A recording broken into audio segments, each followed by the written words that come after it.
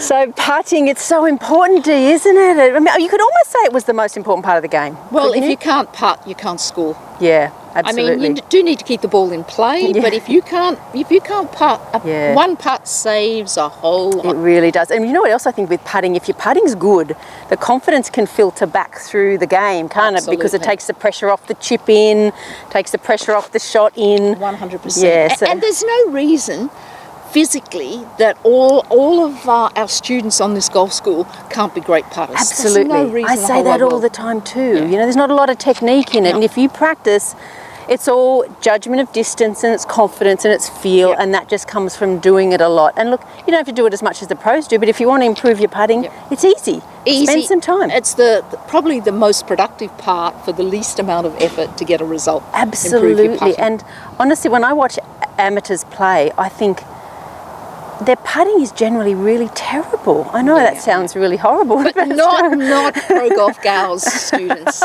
And I just think it's such an easy place to make improvement. You know, best investment for money and time ever. Is your putting. Is your putting. So let's go through some basics of the putting. So let's start off with the setup for your putting. So first of all, let's look at our grip. Now there's two grips in golf. There's one for putting and one for the rest of the game. You should grip it differently to putt than you do to play. A lot of people don't, they just use the overlapping or the interlocking. So this is quite important to make sure you grip differently, and there's a reason, and I'll show you what that is.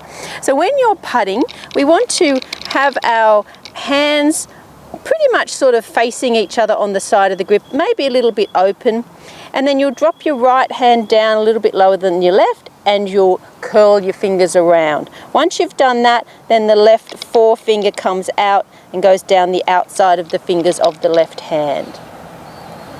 So that's your correct putting grip there. You're quite open with your palms, and the club is up the palm. So open this way, and then the finger down the outside. Now the reason that forefinger comes out is because it restricts your ability to get too wristy and keeps you nice and firm when you're putting. All right, so that's our correct golf putting grip. Now with the stroke, we ideally want to bend forward from the hips, and we want to allow our arms to hang down from the shoulders, and we want to have our eyes over the ball. Now eyes over the ball allows the arms to hang and swing and allows you to get that nice pendulum stroke. If you're not sure if your eyes are over the ball, you can take your setup to one ball and take a second ball, and then just drop a ball from your eye. It should drop around about in line with that first ball. If you find it's dropping in here, so you might be too far away. If you find it's dropping out here, then you might be too close. So that's one little trick to help you make sure your eyes are over the ball. So that's your setup, pretty easy stuff, pretty basic. And then your stroke is pretty simple as well. We want to make sure our putter face is square to where we're heading. That is really important. You can use the line on the ball for that. You can use the line, the guide on the putter. You can use this to help you line up nice and square. You can come around behind your putt and you can line up that way too.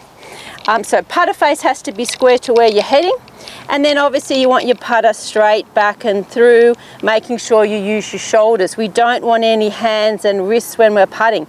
If you're not sure what it feels like to use your shoulders, you can take a club, pop it up underneath your armpits and simulate your stroke this way.